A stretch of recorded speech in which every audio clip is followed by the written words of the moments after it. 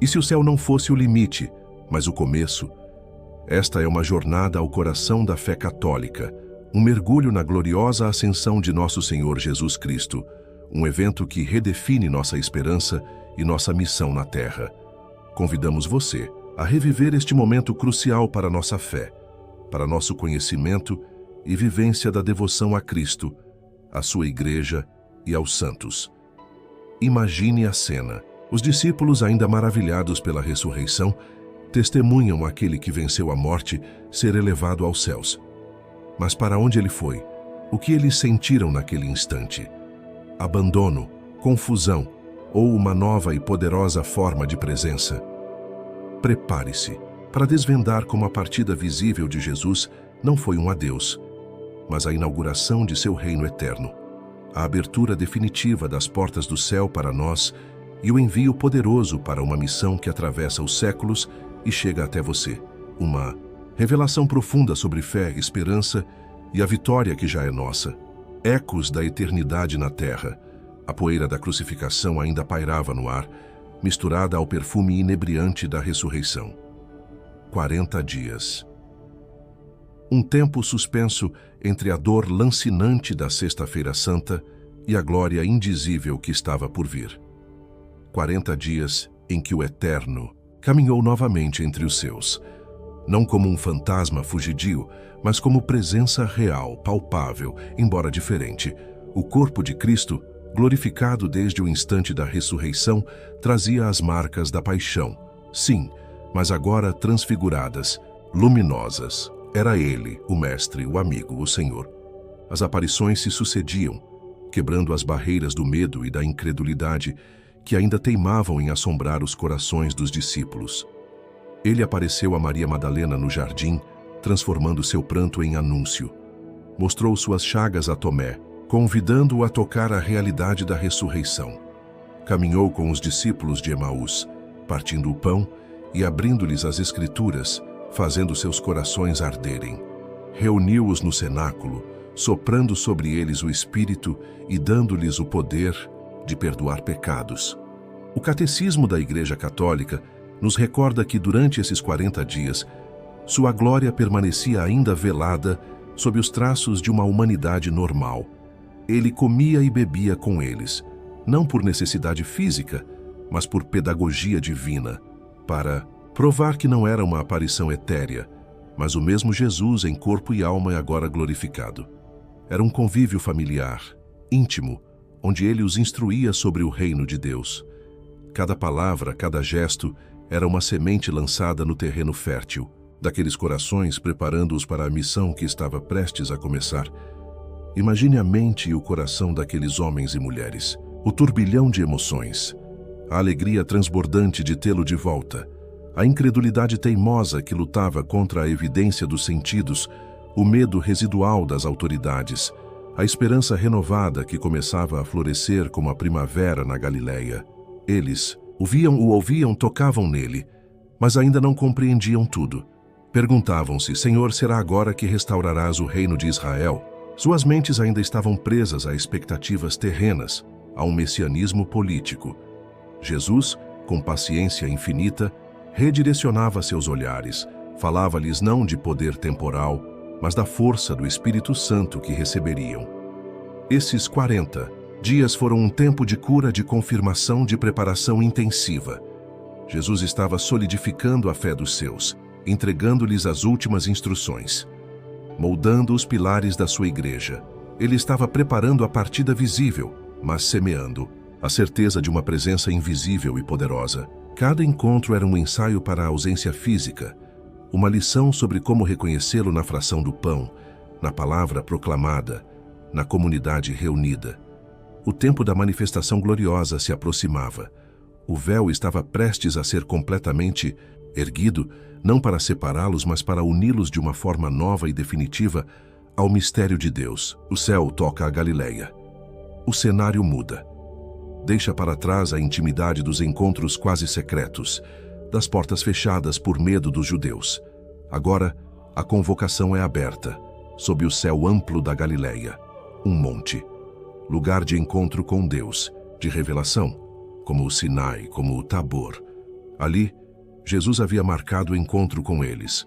Os 11, a coluna fraturada, mas agora restaurada pela presença do ressuscitado, sobem, o coração pulsando entre a expectativa e uma certa melancolia, pela despedida que pressentem iminente.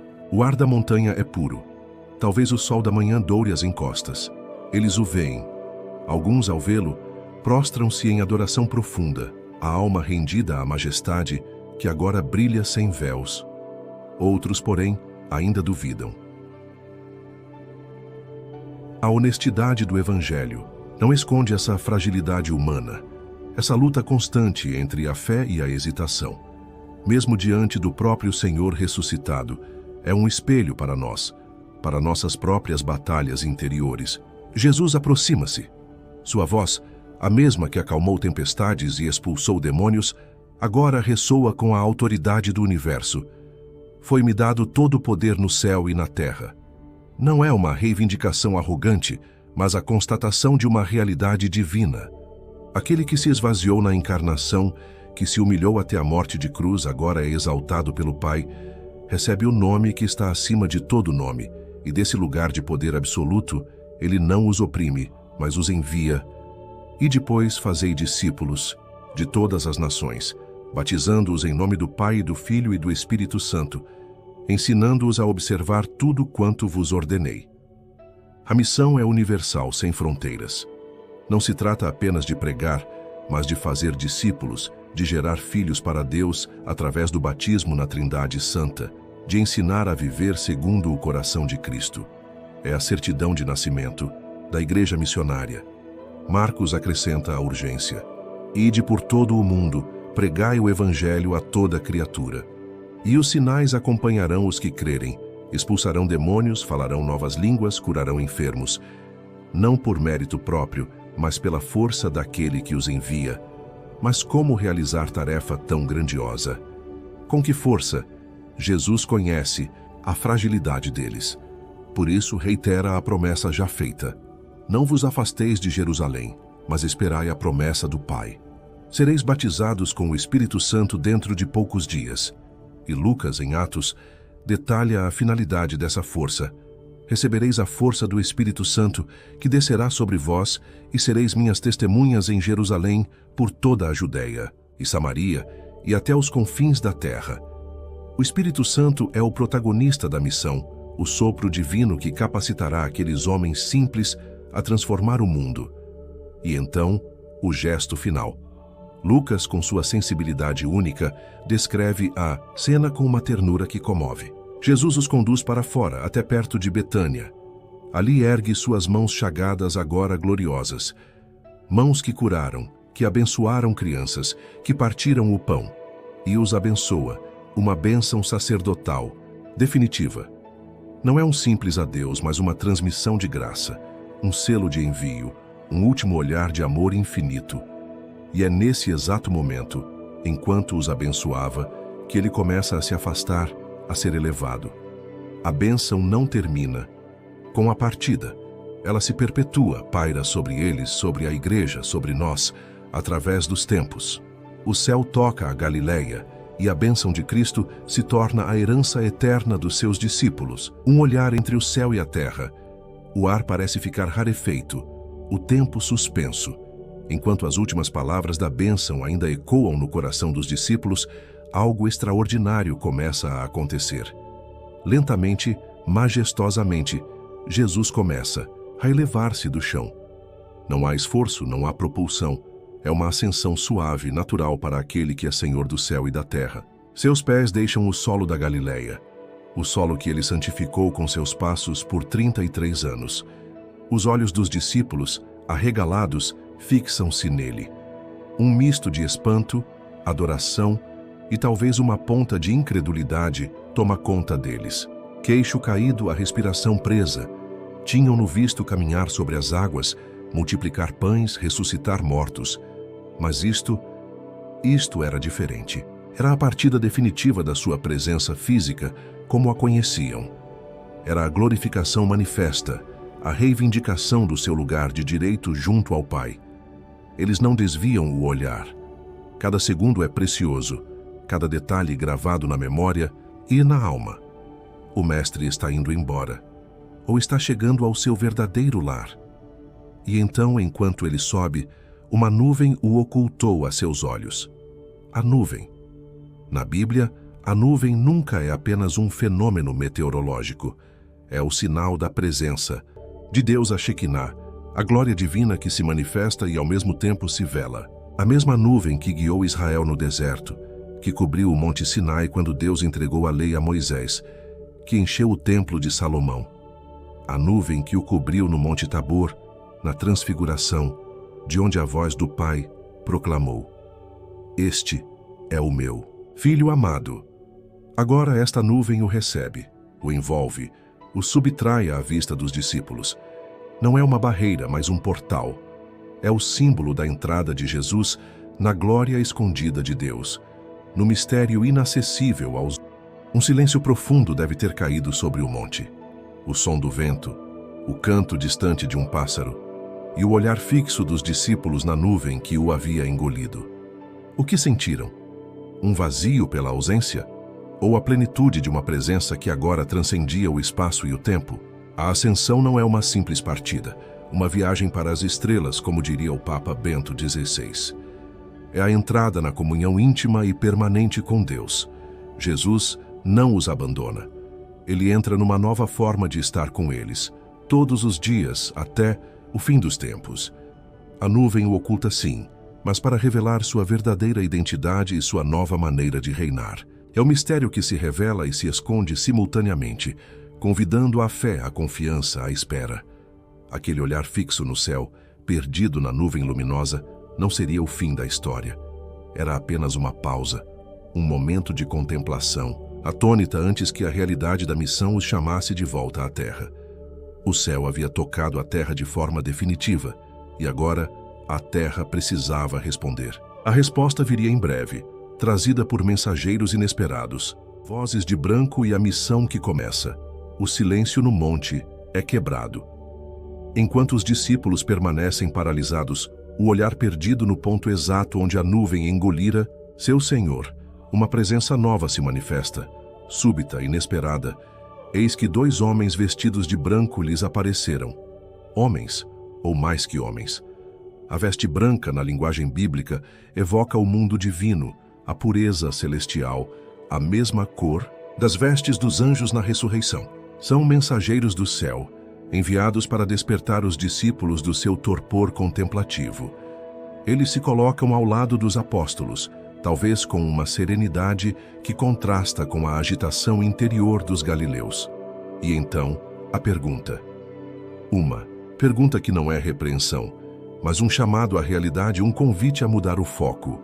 Homens da Galileia, por que estáis aí a olhar para o céu?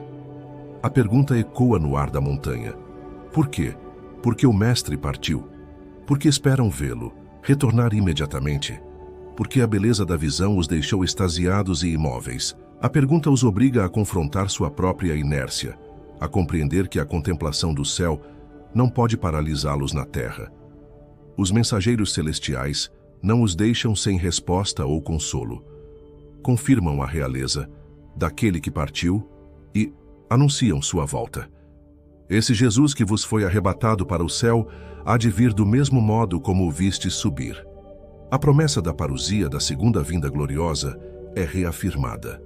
Ele voltará, mas a ênfase da mensagem não está no quando, mas no como ele voltará e principalmente no que fazer enquanto ele não volta. A mensagem implícita é clara. Parem de olhar para cima, fixos num ponto que desapareceu. Olhem ao redor, olhem para baixo, para o mundo que espera o anúncio. Olhem para dentro, para a força que lhes será dada. A aparição dos anjos marca um ponto de virada crucial. É o fim definitivo da presença física e visível de Jesus entre eles. A era das aparições do ressuscitado se encerra ali, naquele monte. Mas é simultaneamente o começo de uma nova era. O tempo da igreja, o tempo do Espírito, o tempo da missão. A ascensão não é um fim, mas uma transição. Jesus não desaparece, ele apenas muda sua forma de presença. Ele se oculta aos olhos físicos para se tornar presente no coração dos fiéis, nos sacramentos, na palavra, na comunidade reunida em seu nome. Os anjos não vieram para explicar o mistério da nuvem, mas para impulsionar os discípulos à ação. Tarefa não é decifrar os segredos do céu, mas transformar a terra com a boa nova do reino. Imaginemos os discípulos descendo aquele monte, o coração ainda maravilhado, mas a mente agora focada. A imagem de Jesus subindo entre as nuvens e a voz firme dos anjos ecoando em seus ouvidos. A tristeza da partida física começa a dar lugar à responsabilidade da missão. O olhar já não está fixo no céu vazio, mas se volta para Jerusalém, a cidade onde tudo começou e onde a próxima etapa da história da salvação está prestes a se desenrolar. A ordem foi dada, a promessa foi feita. Agora era preciso esperar e agir. O rei oculto, o intercessor presente. Os olhos dos discípulos não podiam mais vê-lo. A nuvem o havia ocultado. Mas a fé, essa capacidade de ver o invisível, começava a descortinar uma realidade ainda mais grandiosa. Para onde ele foi? O credo que rezamos há séculos nos dá a resposta, ecoando a fé dos apóstolos. Subiu aos céus e está sentado à direita de Deus Pai Todo-Poderoso. O que significa essa imagem? Sentar-se à direita do Pai. Não se trata de uma localização física de um trono literal. Na linguagem bíblica e na cultura antiga, sentar-se à direita do rei significava participar da sua autoridade, do seu poder, da sua honra. São João Damasceno explica que por direita do Pai entendemos a glória, que a honra da divindade, onde aquele que existia como Filho de Deus antes de todos os séculos, como Deus e consubstancial ao Pai, sentou-se corporalmente depois que encarnou e que sua carne foi glorificada. É a entronização definitiva de Jesus como o Rei do Universo, não apesar de sua humanidade, mas com sua humanidade glorificada. A nossa carne, assumida por ele no seio de Maria, agora participa da glória divina. A ascensão, portanto, marca a entrada definitiva da humanidade de Jesus no domínio celeste de Deus, de onde há de voltar, mas que até lá o oculta aos olhos dos homens. Ele não foi para um lugar distante e inacessível. Ele abriu o caminho, como cabeça da igreja. Ele nos precede no reino glorioso do Pai. Sua subida não é um abandono, mas a garantia da nossa própria subida.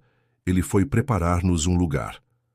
A ascensão é a âncora da nossa esperança, a certeza de que o céu não é mais uma fortaleza fechada, mas a nossa casa paterna, para onde somos chamados a viver eternamente com Ele.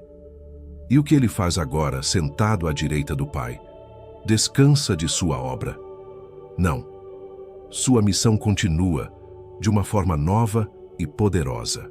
Ele entrou uma vez por todas no santuário do céu. Não um santuário feito por mãos humanas, mas na própria presença de Deus, e ali intercede incessantemente por nós, como mediador que nos garante permanentemente a efusão do Espírito. Santo, Ele é o nosso sumo sacerdote eterno, aquele que apresenta ao Pai suas chagas gloriosas, não como acusação, mas como súplica por nós. Ele conhece nossas fraquezas, nossas lutas, porque as viveu em sua própria carne. Sua intercessão é constante, eficaz, amorosa. Quando rezamos, não estamos sozinhos. Nossa oração se une à dele. Nosso clamor encontra eco no coração do Filho amado que está diante do Pai. Com a ascensão, Jesus inaugura seu reino, um reino que não terá fim, como professamos no credo. Ele reina não apenas como Deus, mas como Deus-homem. Sua realeza não é como a dos reis deste mundo, baseada em força ou dominação, mas em serviço e amor até o extremo. Ele reina atraindo todos a si pelo amor, pela verdade, pela misericórdia. Seu reino já está presente misteriosamente na Igreja. Seu corpo místico na terra e cresce silenciosamente nos corações que se abrem à sua graça, até o dia em que ele voltará em glória para estabelecer definitivamente todas as coisas. O Rei está oculto aos nossos olhos físicos, mas sua presença é real, atuante. O intercessor está no céu, mas seu olhar e seu coração estão voltados para nós. A ascensão não é a história de uma ausência, mas de uma nova e mais profunda presença. É a celebração da nossa humanidade elevada à glória, da nossa esperança ancorada na eternidade e da nossa missão sustentada pela intercessão daquele que nos amou primeiro e nos espera na casa do Pai. Jerusalém em chamas de espera. A poeira do Monte da Ascensão ainda estava em suas sandálias quando os discípulos refizeram o caminho de volta para Jerusalém. Mas algo havia mudado fundamentalmente dentro deles. A tristeza da partida física, que poderia ter sido esmagadora, fora transformada. Lucas, o evangelista da alegria, faz questão de notar: eles voltaram para Jerusalém com grande alegria. Que paradoxo! O mestre acabara de subir aos céus, ocultando-se aos seus olhos, e eles voltam alegres?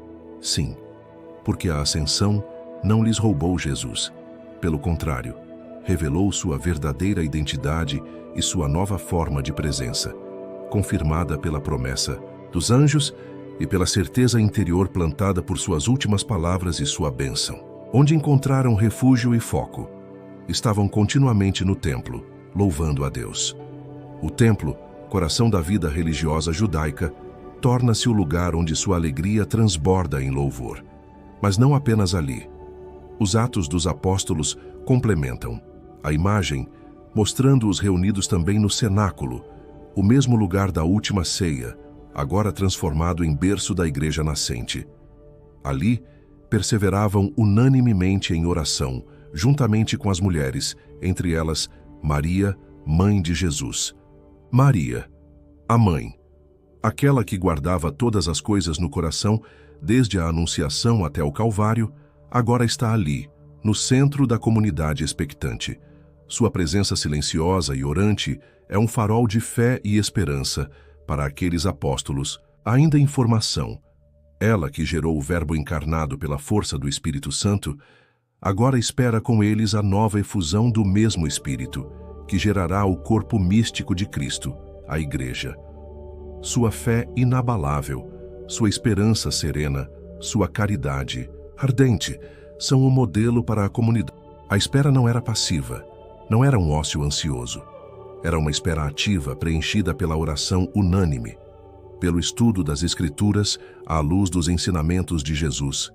Pela partilha fraterna, eles relembravam suas palavras, seus gestos, sua promessa. Certeza da sua nova presença alimentava sua esperança e fortalecia sua unidade. Eis que estou convosco todos os dias, até o fim do mundo. Jerusalém, a cidade que o rejeitou e o crucificou, agora se tornava o epicentro de uma silenciosa revolução espiritual. Uma fornalha onde o fogo do Espírito Santo estava prestes a irromper. Essa comunidade reunida, orante, expectante, é a imagem da própria igreja em todos os tempos. Uma igreja que vive da memória do Senhor, da esperança em suas promessas e da força da oração comunitária. Uma igreja que, como aqueles primeiros discípulos, espera a manifestação do Espírito para ser enviada em missão. Se você deseja continuar a mergulhar nessas histórias de fé que moldaram nossa igreja, considere se inscrever no canal, para não perder os próximos capítulos desta e de outras narrativas que fortalecem nossa caminhada. Os dias passavam. A cidade se preparava para a festa judaica de Pentecostes, a festa das colheitas, que comemorava também a entrega da lei no Sinai. Mal sabiam eles que um novo Pentecostes estava para acontecer. Uma nova lei seria inscrita não em tábuas de pedra, mas nos corações. E uma nova colheita, a das almas para o reino de Deus, estava prestes a começar. A chama da espera ardia em Jerusalém, preparando o mundo para o incêndio de amor do Espírito Santo, caminho aberto, a esperança que nos move. A história da Ascensão não é uma relíquia guardada empoeirada nas páginas da Escritura ou nos tratados de teologia. É uma realidade viva, pulsante, que reverbera em nossos corações hoje, aqui e agora. Aquele caminho que Jesus abriu entre a terra e o céu não se fechou atrás dele, permanece aberto. A ascensão de Cristo, como reza a bela oração da coleta da missa, já é a nossa vitória. Por quê? Porque ele não subiu sozinho. Ele levou consigo a nossa humanidade, a nossa carne ferida pelo pecado, mas redimida pelo seu sangue precioso. Ao sentar-se à direita do Pai, ele elevou a nossa natureza humana à mais alta dignidade, mostrando-nos qual é o nosso destino final, a nossa verdadeira pátria. Vivemos num mundo muitas vezes marcado pelo desespero, pela falta de sentido, por horizontes que parecem limitados ao aqui e agora. A ascensão vem romper essa visão estreita. Ela nos infunde uma esperança sobrenatural, a esperança a que fomos chamados. São Paulo pedia aos Efésios que Deus iluminasse os olhos da sua inteligência para compreenderem essa esperança. E onde ela se funda? No poder imenso de Deus manifestado em Cristo, ressuscitando-o e fazendo-o sentar-se à sua direita. Nossa esperança não é um otimismo vago, mas uma certeza ancorada na vitória de Cristo. Sabemos para onde vamos porque Ele nos mostrou o caminho e nos espera lá. Mas essa esperança não nos aliena do mundo, não nos transforma em espectadores passivos que apenas olham para o céu. Ao contrário, assim como os anjos disseram aos apóstolos para não ficarem parados olhando para cima, a ascensão nos impulsiona à missão. Somos chamados a ser testemunhas dessa esperança no meio do mundo. A Igreja, corpo de Cristo na terra, tem a missão de continuar a obra de Jesus, de anunciar o Evangelho do Reino, de levar a salvação a todos os povos. Como nos lembra o Papa Francisco, somos todos convocados a ser missionários da ascensão, a sermos sinais de esperança, especialmente encontrando o próprio Jesus nos irmãos, sobretudo nos mais pobres, enquanto sofrem na própria carne a dura e mortificadora experiência de antigas e novas pobrezas. Viver a ascensão hoje significa ter o coração no céu, onde Cristo está sentado à direita do Pai, mas os pés firmes na terra, comprometidos com a transformação do mundo segundo o coração de Deus. Significa viver como cidadãos do céu, já participando pela fé e pelos sacramentos da vida divina, mas sem nos esquecermos que somos peregrinos nesta terra, chamados a construir pontes, a semear a paz, a defender a justiça, a amar e servir como Jesus amou e serviu. Significa olhar para o alto, não para fugir da realidade, mas para buscar a força e a graça que vem do Espírito Santo, prometido por aquele que intercede por nós sem cessar. A ascensão do Senhor não é apenas o fim da sua jornada terrena, é o começo da nossa jornada rumo à plenitude. É a garantia de que não estamos sozinhos, de que o céu não está distante, de que nossa vida tem um sentido eterno. É o convite a vivermos com os olhos fixos em Jesus, o autor e consumador da nossa fé, e a caminharmos com coragem e alegria, sabendo que Ele está conosco abrindo o caminho até o dia em que estaremos eternamente com Ele na glória do Pai. E assim, a ascensão se revela não como um ponto final, mas como um portal entre o tempo e a eternidade, entre a nossa fragilidade e a glória de Deus. Jesus sobe aos céus não para nos deixar órfãos, mas para nos tornar filhos no Filho, para nos atrair para si, para nos mostrar que o céu não é um lugar distante, mas uma pessoa, Ele mesmo, em comunhão com o Pai e o Espírito Santo. Ele nos precede, sim, mas não nos abandona. Sua partida visível deu lugar a uma presença invisível, mas real, sacramental, espiritual, que anima a Igreja e sustenta nossa caminhada. Feche os olhos por um instante. Sinta essa verdade no fundo da sua alma. Cristo está vivo. Cristo reina. Cristo intercede por você neste exato momento. Suas lutas, suas dores, suas alegrias, suas esperanças, nada disso lhe é indiferente. Ele as conhece, Ele as assume, Ele as apresenta ao Pai. A ascensão é a garantia de que sua vida tem um valor infinito, um destino eterno. Não importa quão densa seja a nuvem que às vezes parece cobrir o seu céu pessoal, por trás dela brilha o sol da justiça, o Rei glorioso que o espera. Não permita que o olhar fique preso apenas no chão das suas dificuldades ou na nuvem das suas dúvidas. Eleve o coração. A ascensão nos ensina a viver com os pés na terra e o coração no céu, a trabalhar pela justiça neste mundo, mas com a saudade da pátria definitiva. a amar intensamente aqui, sabendo que o amor verdadeiro nos espera lá. Que a memória da sua gloriosa partida seja a força para a nossa missão diária, a luz para os nossos passos incertos, a certeza que acalma as tempestades da alma.